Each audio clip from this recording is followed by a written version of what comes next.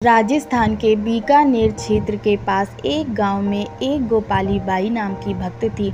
वर्ष में 2 बार श्री वृंदावन में श्री राधा वल्लभ जी का दर्शन करने जाती थी। संतों के लिए भंडारा भी करती थी। उसकी श्री वृंदावन धाम और रज में बड़ी श्रद्धा थी। माता पिता की तरह की वह एक ही लड़की थी। बहुत प्रयास करने पर भी उसका विवाह नहीं हुआ। बाद में माता पिता वृद्ध हो गए, बीमार रहने लगे तो उनकी सेवा में रहने के कारण धाम नहीं जा पाती थी। एक दिन उसके गुरुदेव वहां आए और उसको आज्ञा करी कि तुम वृंदावन वास की जिद नहीं करना। श्री राधा रानी ने जिस अवस्था में रखा है उसमें सुख मानकर भजन करना। माता पिता को त्यागना नहीं। अपने मुख से सदा राधा वल्लभ, श्री हरिवंश, श्री वृंदावन, श्री वनचंद्र इसका कीर्तन करती रहना। कुछ वर्ष बाद माता पिता का शरीर शांत हुआ। अब वृंदावन जाने का सोचती तो स्वयं का शरीर भी कमजोर होने लगा था।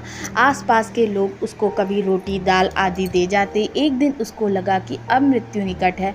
वह बहुत व्याकुल होकर तीव्र गति से भजन करने लगी। अब कैसे ब्रजरज पाऊं, अब कैसे धाम का दर्शन पाऊं, रुदन करती हुई पुकारने लगी, राधा वल्लभ, श्री हरिवंश, श्री वृंदावन, श्री वनचंद्र। उसी समय उसने देखा कि वह जिस चारपाई पर पड़ी है उसके बगल में यमुना जी प्रकट हो गई। सामने श्री गिरिराज जी प्रकट हो गए। वह अनुभव कर रही थी कि यमुना जी के किनारे उसकी चारपाई पड़ी है। यमुना का दिव्य नील वर्ण है, अत्यंत स्वच्छ जल है और उनके भीतर अलौकिक स्वर्ण कांति के मत्स्य कछुए हैं।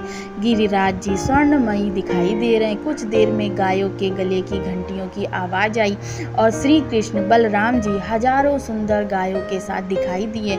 गौ माताओं के चलने से जो ब्रजरज उड़ रही थी वह उसके अंगों का स्पर्श करने लगी।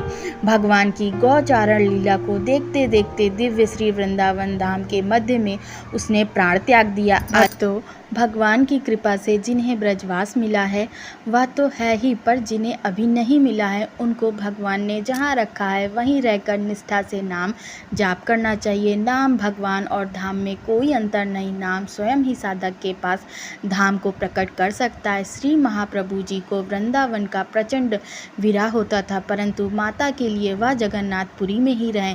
श्री मीरा जी ने भी नाम के प्रभाव से वृंदावन को मेड़ता क्षेत्र में ही प्रकट कर लिया।